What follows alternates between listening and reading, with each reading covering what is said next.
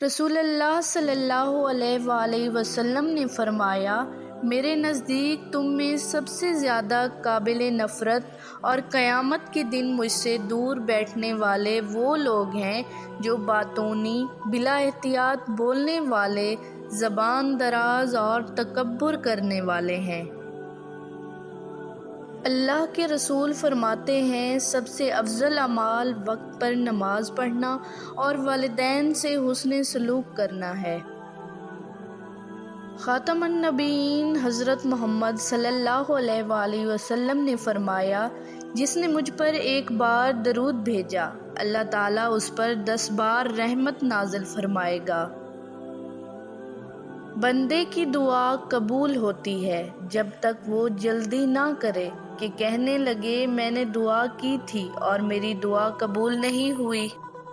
پیارے نبی صلی اللہ علیہ وآلہ وسلم فرماتے ہیں، بے شک اللہ کے کچھ فرشتے زمین پر چلتے رہتے ہیں، وہ میری امت کی طرف سے مجھ پر سلام پہنچاتے ہیں۔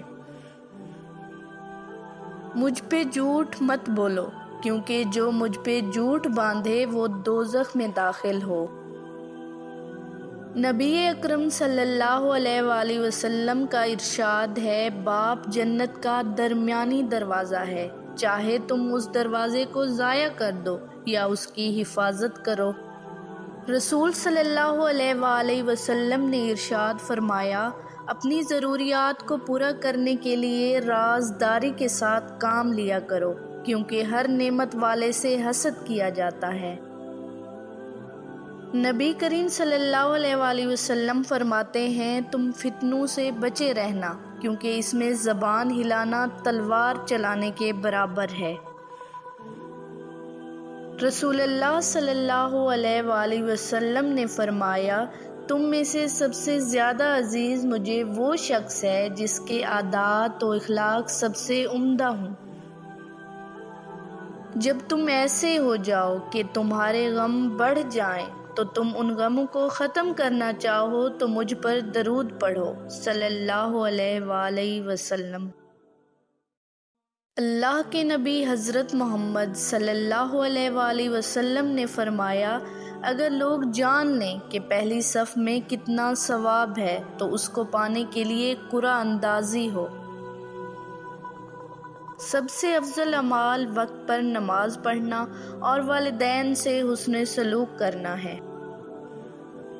اللہ کے رسول نے فرمایا، 7 برس کے بچے کو نماز سکھاؤ اور 10 برس کے بچے کو نماز نہ پڑھنے پر مارو۔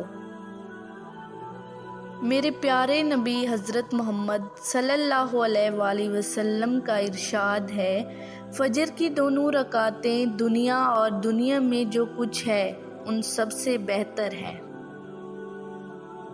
اللہ کے پیارے نبی حضرت محمد صلی اللہ علیہ وآلہ وسلم فرماتے ہیں، فاطمہ میرے جسم کا ایک ٹکڑا ہے، جس نے اسے ناراض کیا اس نے مجھے ناراض کیا۔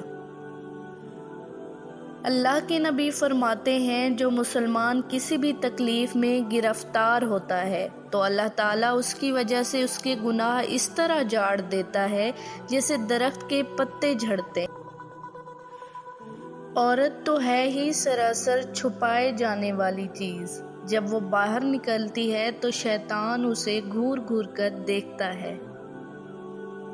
رسول پاک صلی اللہ علیہ وآلہ وسلم نے فرمایا، جب تم میں سے کوئی وضو کرے اور اچھی طرح وضو کرے پھر نماز کے لیے نکلے تو وہ جب بھی اپنا داہنا قدم اٹھاتا ہے تو اللہ اس کے لیے ایک نیکی لکھتا ہے، اور جب وہ اپنا بایاں قدم رکھتا ہے تو اللہ اس کی ایک برائی مٹا دیتا ہے۔